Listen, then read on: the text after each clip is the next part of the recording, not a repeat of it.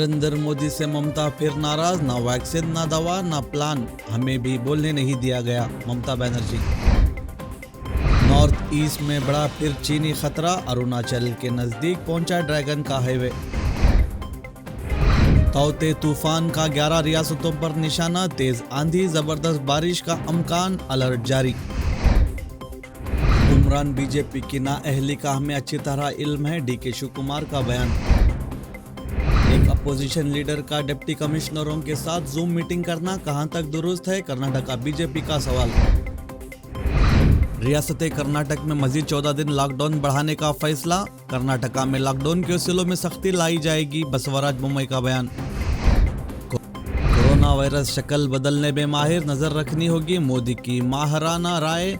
दूसरी लहर में कोविड से मुतासिर बच्चों का डेटा जमा करने की हिदायत, जिंदगी को बचाने के साथ आसान बनाए, वजीर आजम का मशवरा।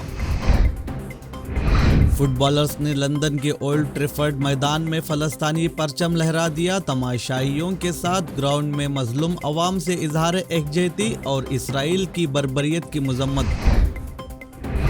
रियासत कर्नाटका के हर एक असेंबली हलके में 100 बिस्तरों के अस्पताल कायम होंगे, कोविड की तीसरी लहर का सामना करने हुकूमत तैयार, डॉक्टर अश्वथ नारायण का बयान। सीएम येडियुरप्पा के हाथों केम्पेगौड़ा इंटरनेशनल एयरपोर्ट पर 150 बिस्तरों के ऑक्सीजन सेंटर का इफ्तिताह।